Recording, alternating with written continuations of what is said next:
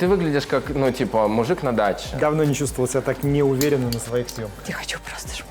Джинсы Дольче Габбана 1040 стоили, наверное. К нему докопались только из-за того, что у него известный дедушка. За такие бренды, как Ральф Лорен, Stone Island, можно было действительно огрести. В Сайконе заказал 5 косарей. Для многих даже торговый центр, они не заходят в него, потому что там дорого. Уценка была, сыночка. Едем в непростое место, закрытая территория. Есть паль, который шьется ночью на той же фабрике. И Ты вот можешь сам определить, это оригинал или... Нет. Как давно был у психолога человек? Блин, у меня даже на метро не хватает. А зачем тебе эти кроссовки тогда? Ну, хватит молодиться уже. Привет, друзья! Мы вместе, с которого я не думал, что когда-нибудь буду начинать выпуски редакции, потому что это шмоточный магазин, казалось бы, где мы с нашими темами, где шмотки. И когда нам один YouTube-канал дружественный, который как раз про это предложил подобную тему сделать совместно, я сначала решил, что ребята тупо ошиблись дверью. Потом я посидел, подумал и решил, что все-таки вот эта вот тема со шмотками, с их стоимостью, модно, не модно, дорого, недорого, как это на тебя ощущается, что это о тебе говорит, она же на самом деле для всех нас важна. Вот даже для меня.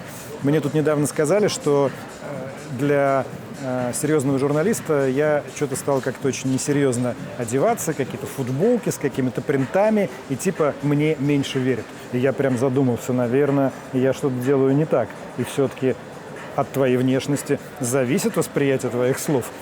И понял, что это мне интересно. И, короче, решили мы сделать про шмотки с точки зрения человека, который вообще ничего в этом не понимает и, в общем-то, не очень и хочет. Но, поскольку все вокруг про это говорят, решил вот поинтересоваться. С моей точки зрения, короче. И важный дисклеймер. Тут, друзья, всякие будут бренды в кадр попадать и произноситься будут. Ни с кого мы денег не брали. Это не является ничьей рекламой. Что за кольца у тебя? Ну, это помолвочное. Это такой бриллиант огромный.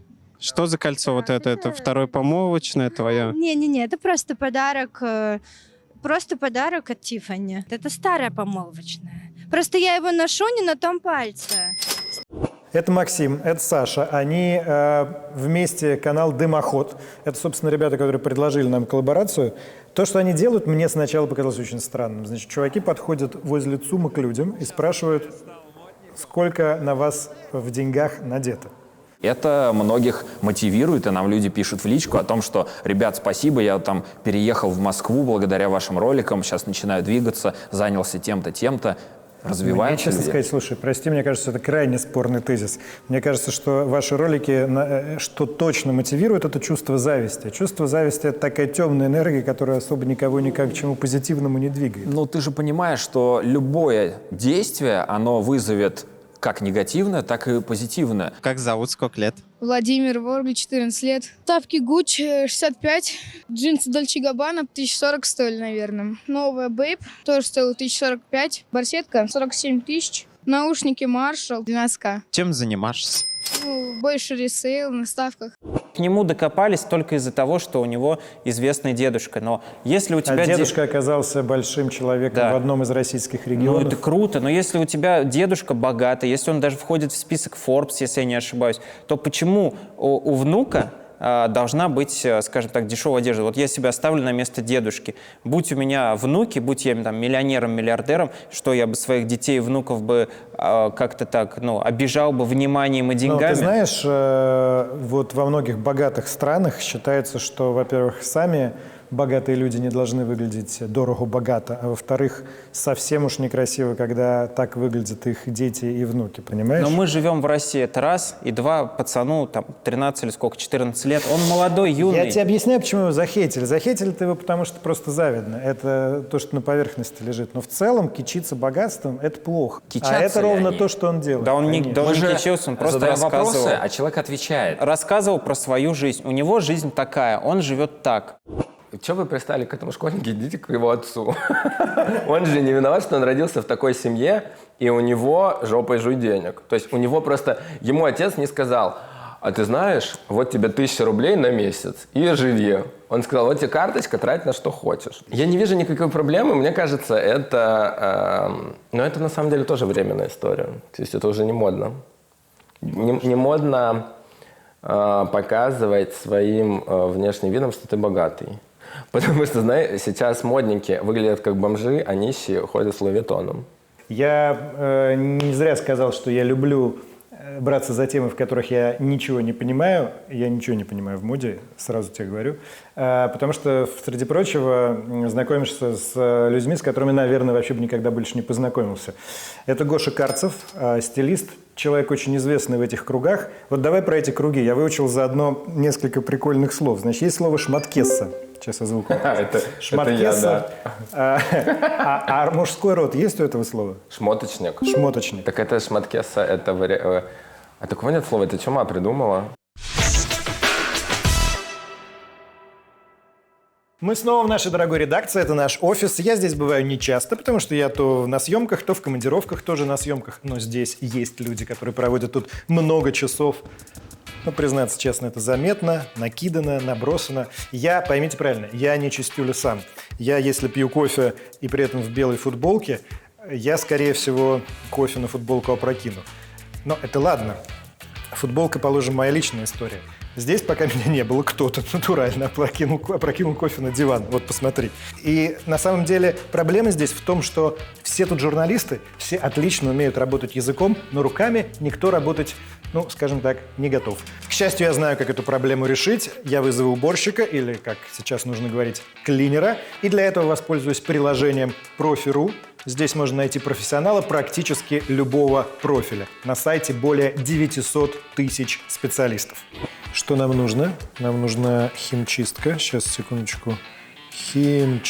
Сразу предлагает химчистку диванов. Да, химчистка диванов. Натуральная кожа, искусственная кожа, флок, велюр, жаккард, гобелен. Велюр. Пока маленький продакшн. Сколько готовы заплатить за работу? Обычно такие заказы стоят от 2 до 4. Ну, хорошо, до 3. Мне нравится вот этот вариант. Моргунов Тимофей, рейтинг 5++, 263 отзыва. Данные анкеты проверены, паспорт проверен. 100% написано. Выведение запахов, удаление пятен, стулья, подушки, коврики. Это мой случай. А здесь, кстати, есть фотки других диванов, которые Тимофей уже сделал. И какие-то страшные ведра с грязной водой. Короче, выбираем Тимофея. Тимофей. Ого, какая штука. Заходите. Это я вас вызывал. Алексей, очень приятно. Тимофей, специалист профи. Ага, ну проходите. Вот, собственно, кофе на диване. Сколько это займет по времени? Так, ну по времени диван почистим за полчаса. А по деньгам сколько это? По деньгам 1500 с вас. Я с удовольствием потрачу время, что будет Тимофей работать, на что-то более полезное для редакции и для нашего с вами контента. Пошел.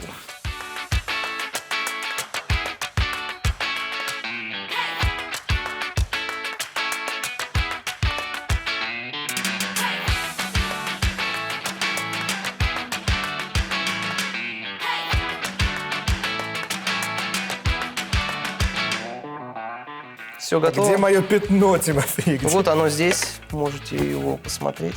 Фу, это вот... Все, что было в диване. Это у нас вот это столько грязи было в диване? Ну да, помимо кофе еще какие-то. Пыль. Микробы. Спасибо большое, Тимофей. Это было круто. В общем, если нужна химчистка, ремонт раковины или репетитор для ребенка, обращайтесь только к специалистам. А 1000 специалистов в своем деле ждут вас на сайте Profi.ru. В описании, кстати, поставлю ссылку на анкету Тимофея. Переходите.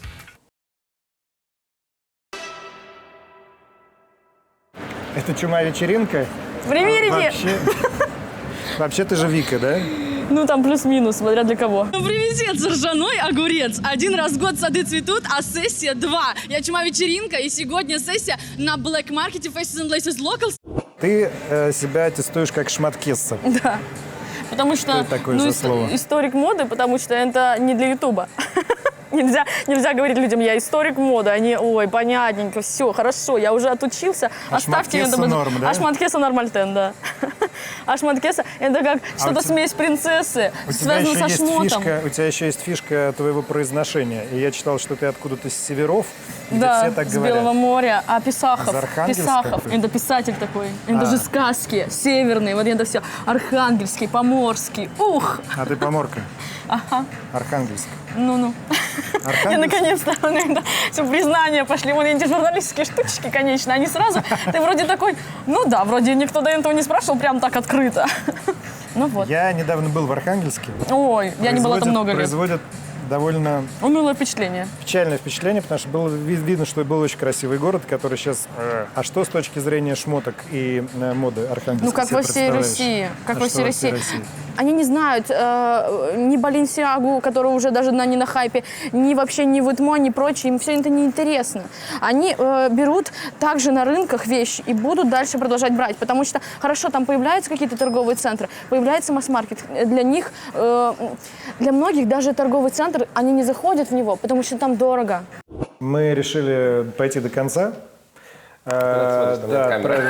Отправили тебе мой Инстаграм. Я себе постарался максимально нейтрально одеться. Нет, это неправда, ты сегодня старался, это видно. Есть моменты, которые, мне кажется, какой ты хочешь... А зачем ты встал-то? Я чтобы показаться. Так я все, молодец, красивый человек. Сколько у тебя подписчиков?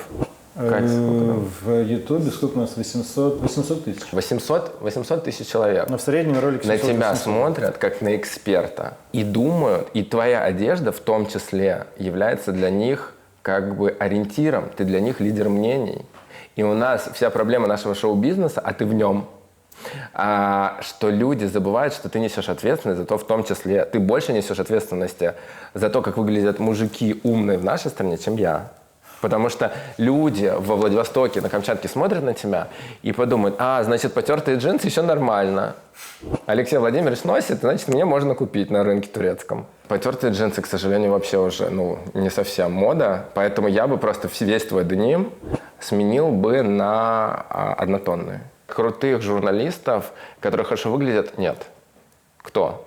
Сава на Матч ТВ. Точка. Сава, он уже тоже красава, он уже тоже в Ютубе. Он уже, Сава. Все, я больше никого не знаю. Может быть, я кого-то правда не знаю. А Дудь?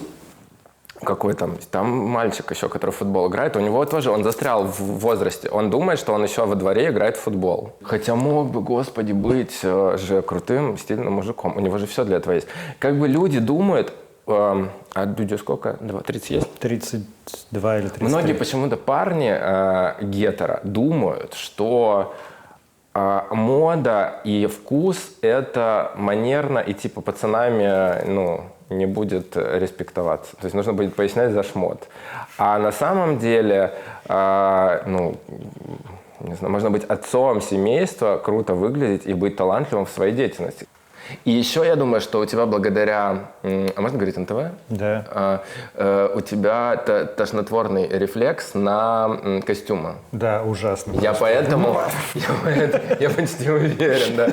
Поэтому как бы здесь нужно Травма детства. Да, деликатно этот момент. То есть есть другие способы, как показать, что ты все равно воспринимают в классической одежде мужиков, у них больше власти, им больше доверяют. Ты выглядишь как, мужик на даче. Короче, мы договорились, что Гоша мне подберет то, что считает соответствующим моему серьезному образу. Да. Вот. И, посмотрите, насколько у вас будет ко мне больше после этого доверия. Мы сейчас в ГУМе, в одном, наверное, из самых люксовых магазинов Москвы, и, соответственно, России, наряду с ЦУМом. Но особенность ГУМа в том, что это еще и магазин-музей. То есть люди сюда приходят не только, даже не столько, чтобы купить вещи, а поглазеть и пофотографироваться. И, в принципе, понятно почему. Мы вот сейчас с операторами шли и увидели, на витрине был пиджак стоимостью 350 тысяч рублей. 350 тысяч рублей. Но, собственно, здесь мы для того, чтобы понять, что за люди покупают себе такие вещи и, самое главное, зачем они им нужны. Если позволите, я бы здесь провел такую параллель с едой, да, и вообще с таким гастробумом, который случился в последние годы, что, в принципе, еще так считается и называется affordable luxury, типа такая доступная роскошь. И действительно ведь можно и насыщенно, и вкусно поесть, допустим, в Макдональдсе, которому там исполняется 30 лет, но при этом появляется определенное желание пойти в какой-то ресторан, появляется желание не только еду посмотреть, но и совокупность атмосферы. То есть, если быть конкретным, то это непосредственно опыт человека, взаимодействие с каким-то вот его этим продуктом. В целом, это то, за что мы топим в интернете, в частности. В том, что нет смысла покупать футболку с, там, кто был в коллаборации с Апроки или кто же там делал, не вспомню уже сейчас, но футболка стоила 220 тысяч в ЦУМе. Футболка, ХБ, хлопок обычный и, конечно, Ента Угар. И кого я увижу в Ента футболке, нужно подойти и обязательно с ним поговорить, потому что... Все ли у него хорошо? Все ли у него, да, отлично. И вообще, ну, как давно был у психолога человек. Ну, то есть это все очень увлекательно и прекрасно. Но есть определенные вещи, за которые действительно стоит платить. На самом деле, но не такие цифры, которые ты называешь. Потому что, условно, конечно, я очень часто доказываю о том, что вы можете купить футболку за 5000, но это будет прекрасная футболка. И она вам быстро не надоест, и вы будете ее стирать. С ней будет все чикарден. Это не фаст фэшн. Она не порвется у тебя, если ты поставишь не ту стирку в машине. Вот для этого просвещаться. Потому что, конечно, в основном-то люди, у которых даже есть деньги, в основном они тратят на вещи дорогие, но некачественные. Но если ты их просвещаешь и говоришь, что вот есть такой бренд, такой вот это, а там... это не берите, неважно, что оно столько стоит, то все чекос. Ну вот, оттуда возникают траты. А на что нам еще сейчас тратиться? Раньше, как вообще раньше картину скупали в большом количестве в других веках? Когда я открывался, слово «концепт-стор» еще не было в обиходе. Ну, как такового. Не употребляли в таком сочетании. А то, что я сделал, назвали концепт-стор значительно позже. Но то, что я сделал, это с раннего детства было у меня. То, что думает консультант, модный консультант, что является модным или не модным для этого человека, не означает, что это подходит самому человеку. Важно, что он улавливает запрос человека. И вот, может быть, тебе было бы там сейчас синюю куртку с золотыми блесками сейчас одеть, думает консультант. Но тебе будет в ней некомфортно просто в этой куртке. Поэтому он улавливает этот момент. Допустимое и то, что ты готов воспринять. Сейчас, в последнее время, с точки зрения одежды, особенно кроссовок, стали появляться реселлеры. Причем не в смысле реселлеры там, магазина, а в смысле вот эти пацаны, которые идут, покупают какую-нибудь шмотку за, там, не знаю, 8 тысяч рублей и перепродают ее за 40-50. Да. Вы великие ребята, вообще просто крутые. Делайте. Делайте. Это вообще то, что вы делаете, это супер. Это меняет нашу жизнь. Сейчас придет Илья, который ресейлер. Ресейлер, то есть перепродавец. Это в советские времена, если кто помнит, назывался спекулянт. По одной цене купил, по другой продал. Тогда это была уголовная статья. Сейчас ресейл – это уважаемый бизнесмен. Короче, Илье 16 лет. Он заработал что-то там на ресейле. Сейчас спросим, сколько заработал. Вот профайл. Ресейл – это перепродажа вещей лимитированных, проданных по системе дропов.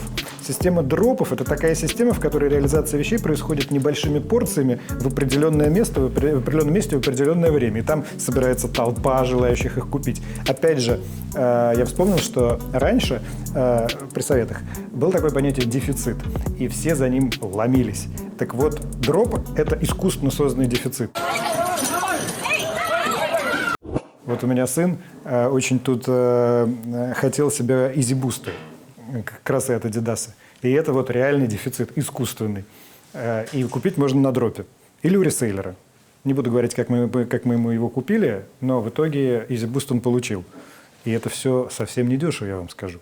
Ты школу закончил или нет еще? Нет, я в 11 классе. Не смотри в глаза, ты не увидишь в них любовь.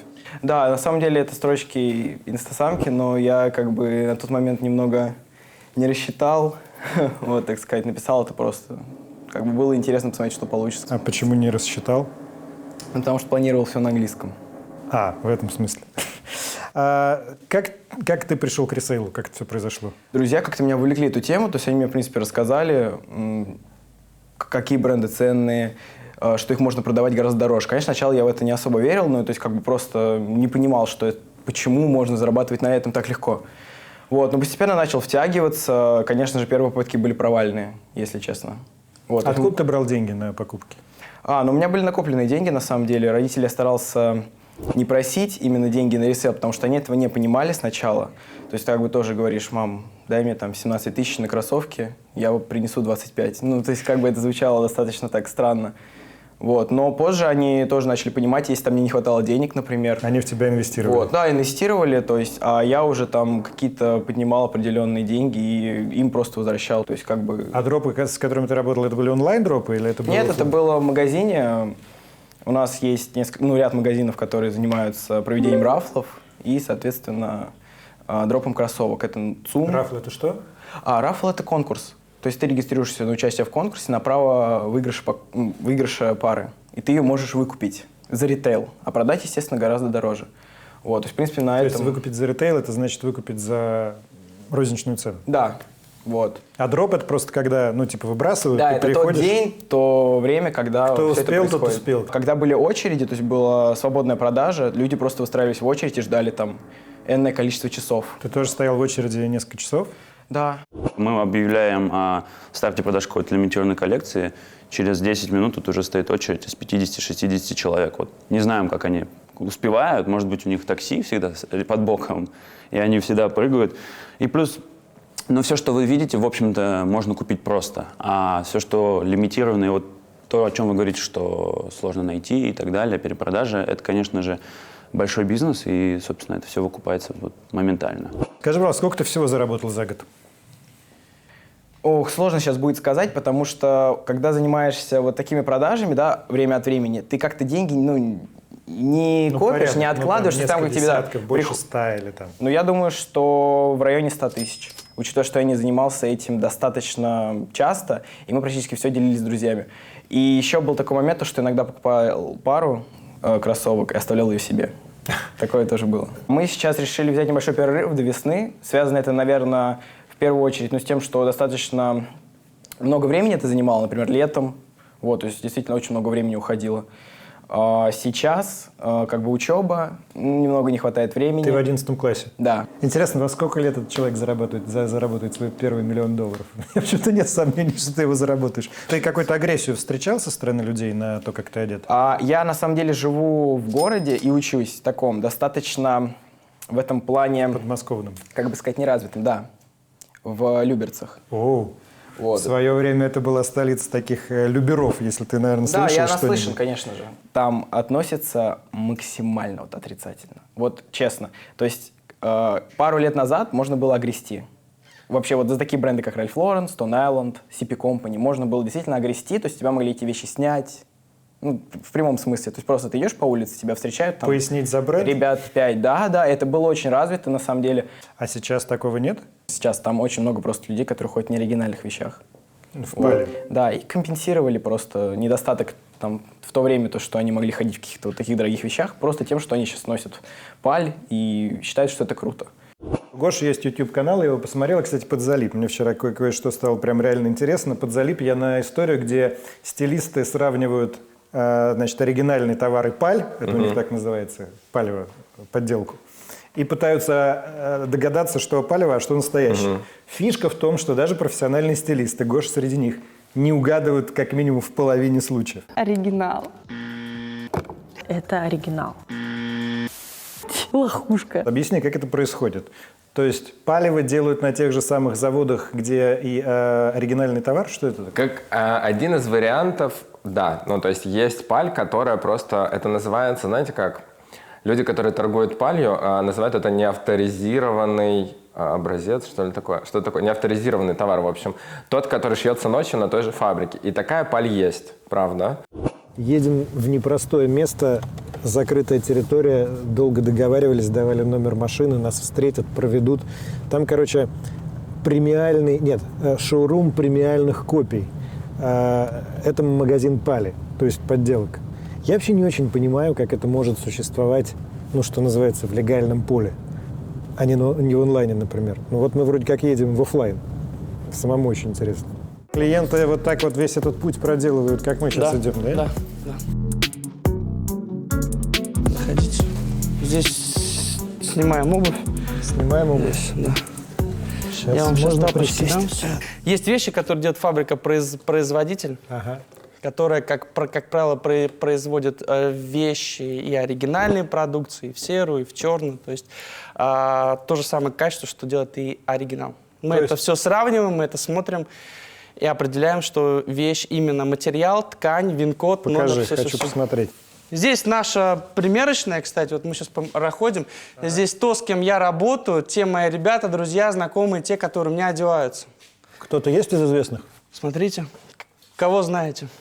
Я могу рассказать, кто что. Ольга Бузова, Дима Масленников, 5 миллионов на Ютубе, уже 7, наверное. Хавалина Вали, дизайнеры лейбла Black Star Wear, Каграман, Птаха, Цау Рекордс, Дымоход, Виктория Боня.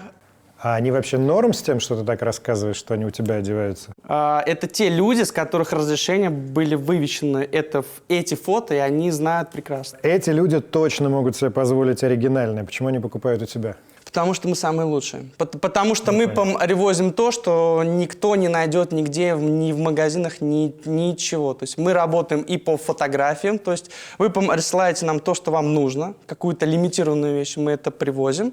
Ты вот можешь сам определить, это оригинал или... Нет.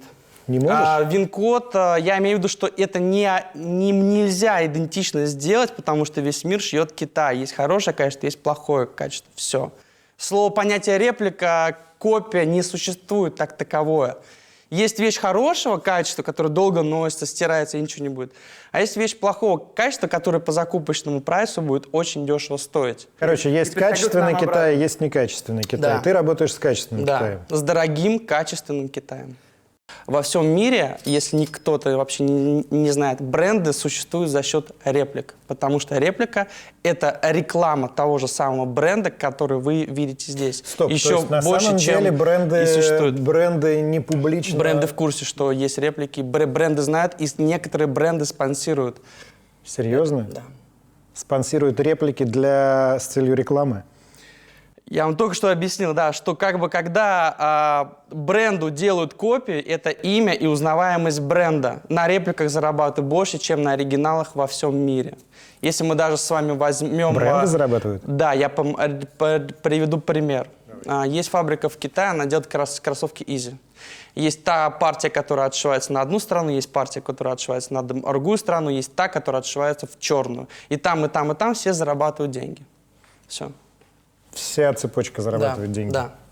Прикольно. А при этом отличить одно от другого невозможно, потому что это одна и та же производственная линия? Если ты человек, который отвечает за свою репутацию, нет. Если тебе предлагают взять вещи подешевле, где-то сэкономить все, то ты экономишь прежде всего на своем имени. И те люди, которые к тебе пришли и купили подешевле, второй раз они к тебе не придут. А что ты можешь сказать про человека, который покупает заведомую паль и носит ее? Таких же много. Таких много. И что самое прекрасное, знаешь, что есть люди, у которых действительно заработки не совпадают, им нравится, и я не очень могу это понять, правда. Они говорят мне нравится определенная эта модель, но у меня нет денег, чтобы ее купить, я хочу конкретно такую вот. Она мне нравится по форме, она идеальна, поэтому я покупаю паль. Ты врешь сам себе, ты можешь найти что-то альтернативное, ты можешь найти, опять же, в любых брендах, их огромное множество, то, что тебе по душе, и взять настоящее по цене своей. Люксовая паль, истина, которая, знаешь, 95%, она не такая уж дешевая, потому что если реальную там сумку Supreme LV ты возьмешь там, не знаю, за 200, то на паленом рынке она будет стоить 16, что тоже, в принципе, весомо достаточно. Плюс-минус, да. Да, и ты можешь за 16 себе купить действительно что-то крутое, альтернативное. Поэтому я не верю в такое. А те, кто какие-то думают, что они заложники ситуации, потому что есть очень много девочек, как называть их красиво, барвихинские. Которые... Или которые хотят стать рублевскими. Или которые хотят стать, да. И поэтому им нужно появляться в местах, и чтобы все были уверены, что у них хорошие финансовые возможности. Но не знаю, они заложники, это все тоже очень грустно. Заложники ситуации какой? Когда общество потребления навязывает определенные они стандарты. Они сами же себя. Так они сами себе. А никто не навязывает им. Все сами себе все навязывают. В этом весь прикол. Она появляется там с Клоей Паленой, потому что она думает, боже, я появлюсь с тем-то другим, меня там обсмеют и прочее. И поэтому потом, когда герцогиня Кембриджская выходит в Заре, все такие, боже, можно было так. Легальный бизнес, люксовый, это вообще огромная индустрия. Ну, то есть там миллиарды долларов, миллиарды. А теневой, ну, вот фейк, это столько же. Ну, то есть они догоняют друг друга. Это удивительный процесс вообще, честно. Это огромные бабки. Я никогда не думал, что это все так серьезно. Я думал, что там 2 китайца сидят, но когда мне показали видео с фабрик, те люди, которые этим торгуют, я реально очень был сильно поражен. Для меня эта одежда, никогда не назову вещью палью. Я скажу, эта вещь мне не подходит. И не оскорблю ни человеческий труд, кто это делал, и кто это продает, и кто... Я понимаю, что любой труд в твоей жизни, он должен быть оценен. Никогда нельзя говорить про людей, кто бы что бы ни делал, кто бы что ни делал, что это как-то некорректно выражаться какими-то словами. Ну, ты сам как это называешь? Я называю качественная, хорошая одежда, лимитированная, которая только у меня, и за чье качество отвечаю я своей репутации. А если это фейк, то это иллюзия успеха. И в этом случае это уже такой немножечко психологический вопрос, какой-то вопрос с тем, что у тебя происходит в голове, потому что ты покупаешь некий статус себе таким образом. Ну, то есть я всегда это сравниваю с покупкой фейк. Покупкой фейк я всегда сравниваю с покупкой лайков. Ну, то есть вот типа человек, который покупает себе подписчиков и который покупает себе лайки в Инстаграм, он сам себе создает, он сам себя убеждает, что он популярный. Допустим. Что такое Изи? Это продукт Кенни Уэста, который, когда бывал в Кении, в Африке, то есть он сам афроамериканец, он увидел на одном из племени какого-то там племя, увидел тряпочку, обмотанной проволокой, то есть вот как обувь. Добавил здесь буст, и это получились Изи. Они лимитированы. В свободном доступе в магазине ты не купишь, купишь только у реселлеров. То есть те, которые покупают за 17 тысяч и перепродают в 2-3 раза. То есть смотря через какую руку это прошло. 3-й ты реселлер, 2-й или 4-й. У нас цена таких кроссовок, они стоят от 14 тысяч до 17 тысяч, в зависимости от цвета до лимитированности. Человеку, как вот вам, допустим, вы у меня первый раз, я никогда не рассказываю про продукт, не меряя его. Если мы сейчас с вами оденем, вы мне дадите обратную связь, и я продолжу дальше. Давайте. Размер у вас 43. 43, да. Одну секунду. Это 44-й? Да. Эти будут велики, наверное. Они должны быть свободно, удобно, чтобы получали и есть кайф. Да. После этой обуви ни один человек, который у меня здесь был, не носит другую обувь, потому что другую обувь, когда вы одеваете, она для вас становится жесткая. Кто-то со стороны опытным глазом может определить, что это не Нет, в фирменном магазине? Это невозможно. Это вообще невозможно. Есть люди, для которых все еще остается ценным именно просто вот это вот внешнее проявление, внешнее себя, отношение к какой-то социальной группе, которая вот для них проявляется через вот логоманию. На самом деле это было в некотором смысле нивелировано самими даже брендами, опять же, в 10-е годы, когда все стали делать а-ля типа фейки. То есть произошла такая как бы великая самоирония вот последние там 5 лет, и даже те бренды, которые раньше как бы были вот критически очень настроены, примерно как вот нельзя говорить там о Навальном, их просто не произносили, что есть там какие-то фейки, да, они наоборот неожиданно начали коллаборироваться с какими-то вот этими там производителями, да даже с тем же Супримом, вот была большая, если помните, история, и в итоге такой вот произошел постмодернистский нахвандых, что все так перевернулось, и вот уже Supreme, который как бы вот изначально был стритвер брендом, который собирался все разрушать, он в некотором смысле его разрушил, потому что Louis Vuitton с ним вот, да, открыл там отдельные шоурумы, и вот эта вот вся история даже про фейки, она вся перемешалась. К сожалению, наверное, все-таки в первую очередь это просто связано с тем, что есть огромный разрыв между как бы вот просто образной себестоимостью товара, да, себестоимостью футболки и надбавочной стоимости бренда. То есть бренд все еще имеет огромную надбавочную стоимость, просто сейчас она котируется уже в нескольких измерениях, не только вот в денежном как бы эквиваленте, но и во многом в ценностном. Это как, короче, купить волшебную палочку, но как бы она не волшебная, она просто палочка, но как бы вот не работает. Как долго можно носить одну и ту же вещь? Ну, пока она не превратится в хлам. То есть я там 4 года назад купил себе брендовую вещь, и уже с тех пор вышло там несколько новых коллекций, но это норм носить то же самое. Конечно, да? Сейчас это даже модно. Сейчас модно носить старое. Покупать вещи, в которых ты будешь ходить долго. И мне вообще кажется, что это очень правильно. Вот, например, один из моих... есть такая философия, громкое слово, есть такая концепция стоимость за выход. Например, ты покупаешь себе кроссовки, и они стоят 50 тысяч рублей. Дорого. Ну, объективно, да, потому что есть кроссовки, которые стоят 3 507, например. И тоже других ничего. не существует, только 3 507. В общем, и ты понимаешь, что типа ты сейчас купишь эти кроссовки за 3500 рублей, и вот нужно посчитать, сколько раз ты в них сможешь выйти. Например, 30 дней, 30 тренировок, они выживут. Все, после этого они сдохнут. Например, ну это образно. Соответственно, стоимость одного выхода 350 рублей, правильно? Ну, типа. А кроссовки, которые сделаны из кожи, хорошо прошиты, например, стоят 50 тысяч рублей, ты в них сможешь ходить несколько лет, допустим. И в пересчете на один выход на тренировку они стоят меньше. Да, поэтому, соответственно, иногда эта стоимость, она, ну, это я просто сейчас из воздуха взял, это можно относиться так к любой вещи. И поэтому не всегда масс-маркет это дешево на самом деле. То есть можно просто по-другому к этому подойти. Вот и все. Скажи, пожалуйста, а признаваться, что ты вещь купил в секонд-хенде, это зашкварно? Нет, это модно же, говорю, сейчас модно. Все, что связано с переработкой, с винтажом, с апсайклингом, есть такое слово. А что такое? Апсайклинг – это когда покупают старые вещи, что-то в них меняют, опять-таки в секонде, что-то в них меняют, и типа как будто бы дизайн. Почему пришел к нам апсайклинг и ресайклинг и прочее? Потому что все, это стало... Люди, у них прошел пик, и у нас даже тоже в стране прошел пик того, что дорого-богато. И они стали осознавать, что а на что мы вообще тратимся? А что происходит с планетой? А почему фэшн там 80%, да, все вообще творящегося в экосистеме, это все на нашей там стороне. Ну, в общем, все это тоже таким вихрем. Но все, конечно, это снова пройдет, и чем интересно сменится. Но это вообще чистая пелевинщина, если ты знаешь, о ком я говорю. Да, спасибо большое, я уже не совсем прям 13.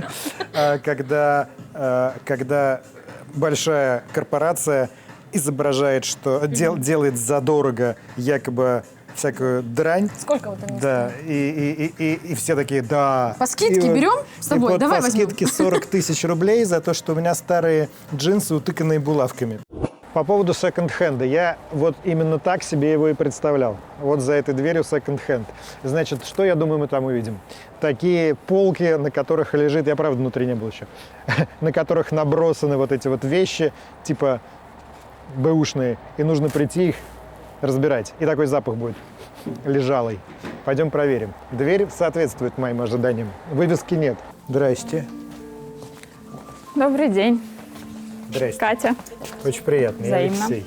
Не совсем так, как я предполагал. А что вы предполагали? Я предположил, что будут такие полки, на которых нужно, знаешь, разбирать лежалый товар. Да, будет типичное такой... достаточно предположение, но у нас все вообще по-другому. Если быть точной, то это комиссионный Можно магазин. я это сниму? Да, конечно. Это немножечко другая модель, когда Комиссионный люди, магазин. да, То есть люди я сами сдаю это приносят на там вещи. комиссию. Да. То есть мне надоело носить, скажем, пиджак, я пришел, его вам отдал, Да. вы его продали, мне отдали процент. Да. Какой? 60 вам, 40 нам в среднем. Это мировая практика. Это пальто Off-White. Его цена в нашем магазине 140 тысяч рублей. А изначальная 280, типа того. Всего-то в 2 раза. Да, потому что вещь в идеальном состоянии, и, в принципе, люксовые вещи не созданы, чтобы быть дешевыми. То есть, когда они обесцениваются там, до 3-5 тысяч, это, в принципе, идет вразрез с самой сутью бренда. А я читал, что у вас есть вообще новые вещи. Да, у нас есть вещи новые в разделе Not Used. И, в принципе, люди очень по-разному потребляют вещи. У нас есть прекрасная комитентка, наша любимая из Франции. Она присылает нам коробками каждый месяц. Любимая кто? Комитентка. Люди, которые Комитентка сдают это кто? вещи, они комитенты. Окей. Вот. Еще одно новое слово. Дзынь. Так. Да. В Америке и в Европе очень сильно изменилось уже принятие секонд-хендов, и там есть огромные магазины, которые зарабатывают по 250 миллионов долларов в год, нанимают несколько тысяч сотрудников, у них главный бутик напротив главного бутика Louis Vuitton. И то есть люди с радостью идут, и известнейшие блогеры говорят, я купила там И эту это сумочку все на вот The то, Real что Real. называется ответственное потребление, вот это вот да, все, да. типа, я поносил, отдал, другой поносил. вот Ну, это ты вот. продлеваешь просто жизнь этой вещи и не способствуешь тому, чтобы производить новые. Потому что на самом деле фэшн-индустрия, она на первых позициях по уровню загрязнения окружающей среды. Ну, во-первых, любая одежда, которую ты сегодня одел, завтра секонд-хенд. Поэтому все мы носим секонд-хенд в этом смысле. Но в том смысле, что эту одежду до тебя носил кто-то другой, то лучше ее постирать. Ну, я думаю, и стирают обычно, да. Но еще есть другой аспект. Все-таки есть вода, которая смывает материальный аспект, а есть еще энергия. Поэтому лучше еще ее благословить. Если уж вы хотите носить одежду секонд-хенд, что, в принципе, возможно и допустимо, просто благословите. Прежде чем вы оденете на себя что-то, благословите. Те люди, которые покупают секонд-хенд, и те люди, которые покупают примерно, подозревая за те же деньги, паль, Да. это одни и те же люди? Очень хочется верить, что нет. Потому что, в принципе, когда ты покупаешь паль, я считаю, ты обесцениваешь все свои вещи в этот момент. Почему? Ну, потому что все равно это видно. То есть очень хорошие подделки. Нет, я уже разобрался, что даже они профессиональные есть, стилисты не могут найти. Но они стоят действительно тоже дорого. Но в этот момент ты поддерживаешь не того прекрасного дизайнера, не тот прекрасный модный дом, который создал эти вещи, который потратил свой уникальный ресурс. Ты поддерживаешь китайский рынок. Вы знаете, это понимаете? такая мутная история, кого я Но поддерживаю. Там же все вот такие вот схемы. Но если, я не знаю, элементарно даже, просто если взять, что у нас 0 ответственности, хочу просто шмот. Да? Так. Но если кто-то случайно узнал, запалил, если вы другую вещь купили в ЦУМе, весь ваш лук сразу же начнут проверять каждый раз, а не подделка ли это? То есть, не знаю, мне кажется, что мне, честно, неприятно было бы носить Вы же знаете, подделку. есть целый большой рынок в Москве, например, даже продают или дают в аренду пакеты из ЦУМа, чтобы с ними сфоткаться или в них что-то. Ну, это другие люди. Вы знаете, то другие. есть мир... Не те, которые покупают 100%. Потому что мир такой разный, не знаю, кто-то любит Бузову, кто-то слушает Квин до сих пор, понимаете? Здесь что, Бузова или Квин? Здесь Квин, скорее. А сейчас зашкварно признаться, что ты носишь секонд-хенд? Ну, мне не зашкварно, естественно. Но если уж ты об этом говоришь, говори уверенно. Вот я так считаю. Я же много своплю. Знаешь свопы? Нет, что это? Свопить, а раздавать вещи. Ты раздаешь вещи? Конечно, надо раздавать вещи. Нужно объяснять людям осознанные гардеробы и прочего. На что стоит тратить, на Ты что нет. поносила и отдаешь бесплатно? Конечно, да. Это в том числе проистекает из того, что просто у людей сейчас есть меньше денег на то, чтобы покупать себе одежду, то есть более есть насущные вещи, поэтому очевидно, что этот тренд, он все-таки пришел к нам скорее, опять же, да, из общества совсем развитого потребления, где те люди уже, которые перешли вот действительно ту осознанно, то есть их на мой взгляд, их не так много, которые осознанно от этого отказались, в пользу какого-нибудь нормкора или там секонд-хенда, там с таких, наверное, известных, как Стив Джобс, да, со своим таким базовым стилем. У нас же просто эту философию начали имплементировать, она просто подходит к нашим обстоятельствам. У меня были кроссовки, которые я очень хотел купить, и я пошел, работал курьером, что-то там какие-то листовочки хотел раздавать. Ну вот суетился, короче, и купил их. Но что-то урезать в чем-то, мучиться, нет смысла. Потому что иногда я знаю, что люди покупают реально ту вещь, которую себе, по факту не могут позволить, чтобы, жить качественно. И не надо тогда этого делать. Правда, зачем ты убиваешь, помимо того, что желудок свой все этими дошираками, ты потом ненавидишь себя, думаешь, что, мне даже на метро не хватает. А зачем тебе эти кроссовки тогда? То есть, что? Я, конечно, раньше знал, что есть люди, которые коллекционируют кроссовки, и что они называются, эти люди, в смысле, сникерхедами. Я даже пытался придумать российский аналог. Ничего лучше красоголовых у меня не придумалось. Это, наверное, довольно обидно звучит. И, наверное, не стоит это слово использовать, особенно глядя вот на такую красоту. Это реально онлайн-музей кроссовок. Очень дорогой сайт. Все прям сделано очень по уму. И чувак, который его сделал, это вообще, вот он, Сергей Ветров. Абсолютно уникальная история. Помимо всего прочего, он набил себе кучу татух с изображением брендов. Вот это бренд Сукани. Он Сукани коллекционирует давно и всерьез. Сейчас ему 45. Начал еще в ранней юности. И у него самая большая коллекция Сукани в мире. Это вещи, которые на язык пришиваются в Соконе. Вот это у Сокони нога Пегаса такая условная, да, логотип. Мы его просто переработали и сделали такой скелетированный. Пакетики со шнурками. Вот пара лежит, бургер, да? А так, видишь, сделано, это шнурки как BBQ, а это майонез. Да? И они вот набиты, да. Объясни, пожалуйста, Почему именно кроссовки из всего там многообразия одежды стали реально предметом культа? Для меня, я рожденный в Советском Союзе человек, и для меня доступности кроссовок в свое время, когда я был молодой, ее просто не было. Это был очень сложный процесс, и тогда это уже была такая условно-культовая вещь, но купить ее в магазине было нельзя, либо можно было купить какие-то из соцлагеря кроссовки, которые продавались, румынские, югославские, чешские какие-то. Вот, и поэтому это, наверное, такое что-то в детстве недополученное. Но не с точки зрения любви родителей или еще чего-то, да, а именно какой-то... С материальной точки зрения. Ну да, наверное, какой-то такой. Ты описываешь на своем сайте прекрасную историю, как ты студентом ездил из Подмосковья в Москву, и там был какой-то чувак, который с тобой все время ездил, он был форцовщик, был на моде весь, и ты у него увидел первые сокони, да? Да, так точно. Да, я поясню, потому что очень многие не понимают в YouTube. Значит, форцовщики – это была такая каста людей в позднем СССР, которые ближе всего к современным ресейлерам. Они покупали у иностранцев, перепродавали нашим, ну и всегда были при деньгах, всегда были при шмотках, всегда были на хайпе. Да. То есть это были такие, ресейлеры, но тогда важно понимать, что в позднем СССР это была уголовная история, и они вообще довольно сильно рисковали, и многие садились. Да. То есть они еще были овеяны, в отличие от нынешних ресейлеров, таким флером некого пиратства и романтизма полууголовного. Ну и потом, безусловно, валютные взаимоотношения, операции были запрещены. И как раз они реализовывали, скорее всего, российскую, советскую атрибутику иностранцам за доллары. Либо обменивая на вещи, либо покупая у иностранцев на эти доллары. Как тебе кажется, эти люди принесли в Россию то, что сейчас называется культом вещей? Наверное, они к этому имеют отношение. В СССР сформировался очень, особенно вот в перестроечные годы, формировался культ фирмы. Ну, то есть, было круто, что есть что-то фирмовое. Да, и даже к таким, более таким массовым брендам, такие как там Nike, Adidas, складывался именно культ.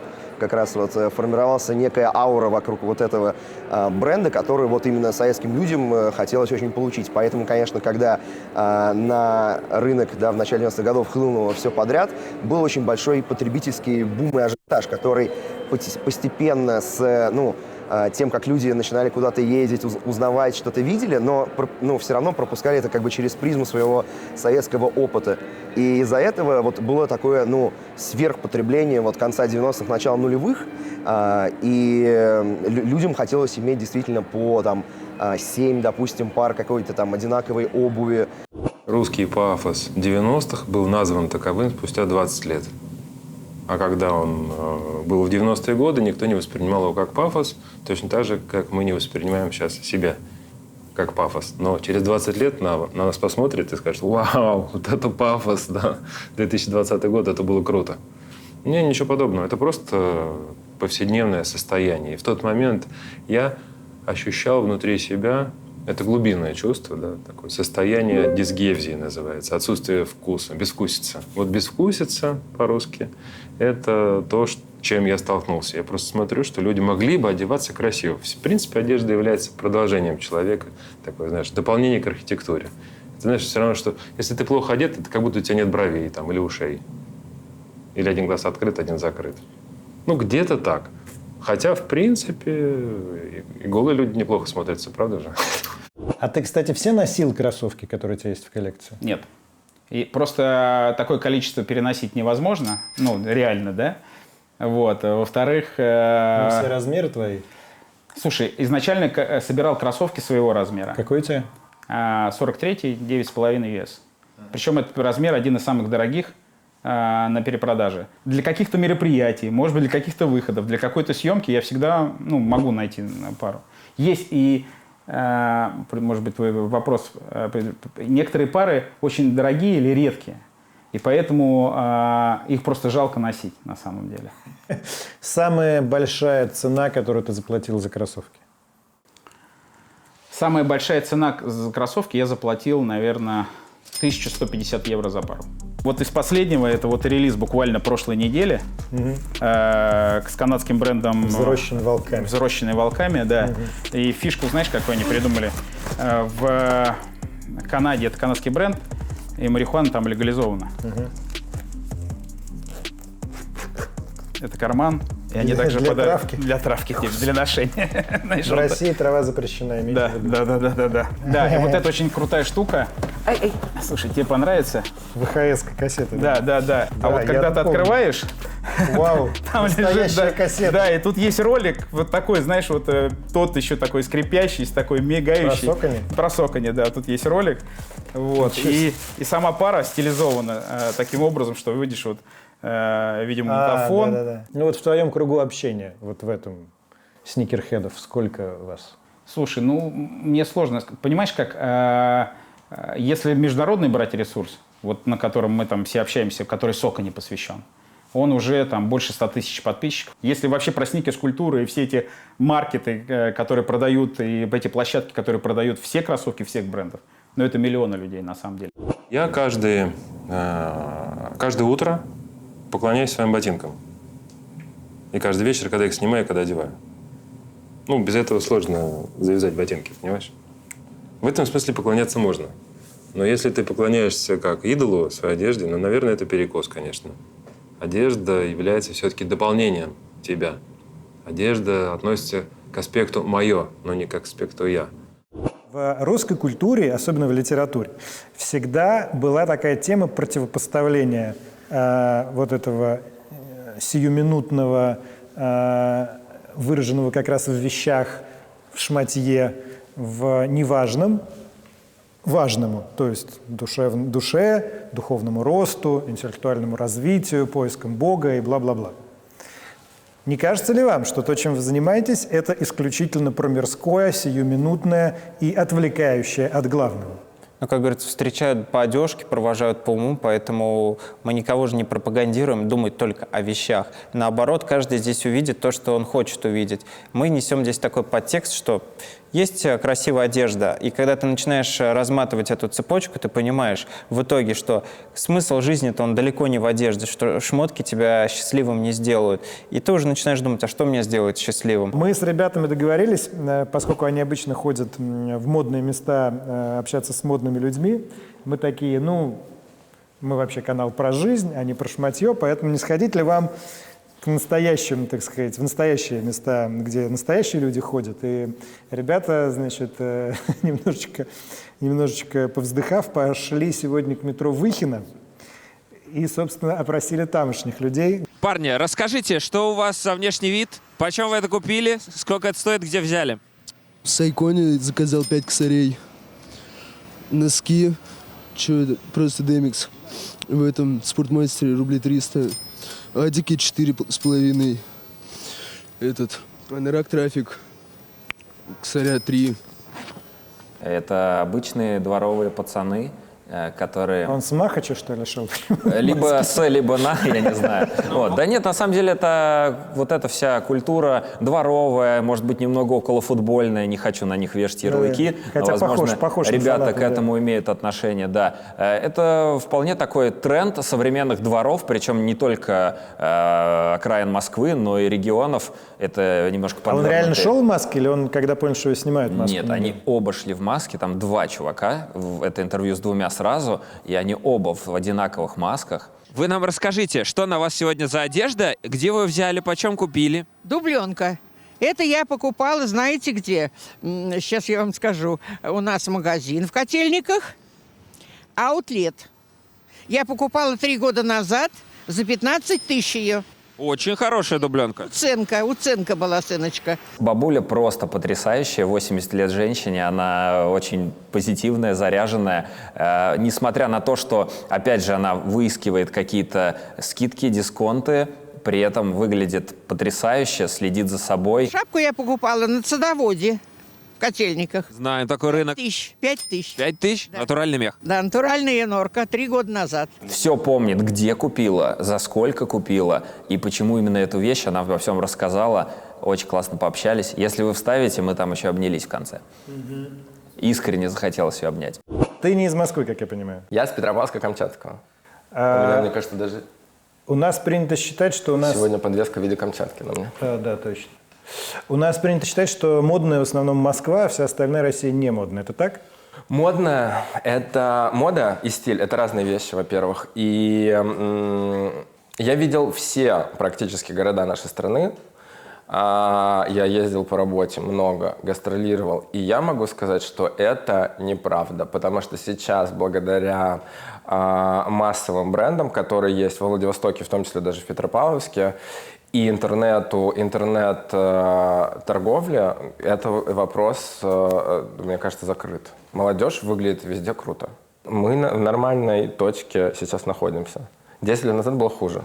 Я в любом случае, конечно, я шматкес, и я исследователь, конечно, я никогда в жизни не скажу, что, ой, это все, вот, ребят, зачем, бросьте, это все бросьте, и в поле Васильковое, с Томиком Ахматовой, как зарядим. Я так не скажу, потому что молодняк не тот. Потому что им, понимаешь, что, если им рассказать, как одевалась Ахматова, и что прикольно и прочее, если им через ленту оп-оп-оп, или если на шмотку перенести образ Ахматовой, тогда, возможно, они Ахматовой заинтересуются. Понимаешь? То же самое просвещение. Просто теперь можно легко через шмот их образовывать, заодно что-то рассказывать. Ты рассказываешь что-то о моде 50-х, заодно ты, в принципе, им случайно расскажешь о 50-х. И они узнают, что там вообще у нас происходило. Хорошее название, кстати, какой-то линии одежной Анна Ахматова. Все заодно, пожалуйста, принты, забирайте. Вот ты покупаешь дорогую вещь, вот ты одеваешься в стильные вещи. Что это тебе как человеку добавляет? Я думаю, что в духовном плане ничего. То есть ты можешь одеться как угодно. Внутри ситуация не поменяется. А именно в плане внешне, это хорошо, когда человек там нравится ему, как он выглядит сам. Возможно, он вызывает какую-то реакцию окружающих, да, какими-то интересными образами. Вот. И опять же, если ты выглядишь стильно, это вот человеку, который действительно такой творческий, который вот как бы в этом плане развит, он все равно как-то питает вот такие хорошие чувства, то есть это у него вызывает какую-то радость, вот, то есть то, что он выглядит достаточно круто. Так, друзья, финальный эксперимент. Раз уж мы в это играем, решили играть до конца. Вы помните, что Гоша Карцев обещал меня переодеть так, чтобы моя аудитория, вы, стали воспринимать мои слова намного глубже. Я надел свою старенькую футболочку, все свое такое самое неприхотливое. Сейчас узнаем, что Гоша по этому поводу думает. А что, это какой-то символ? Что это? Молния? Вот молния, да. Радужная молния. Ну, у аудитории возникнут вопросы точно. Да, брось. Хватит молодиться уже. Давно не чувствовал себя так неуверенно на своих съемках. Поехали. Ладно.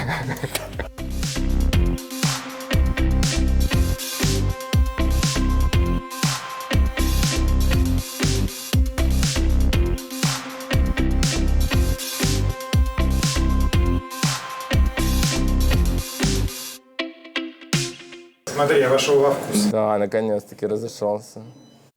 Друзья, мне самому жутко любопытно. Напишите в комменты, что вы думаете. Я сейчас для вас более убедительно выгляжу. Мои слова для вас более весомы сейчас, когда я на моде, чем когда я просто в футболочке.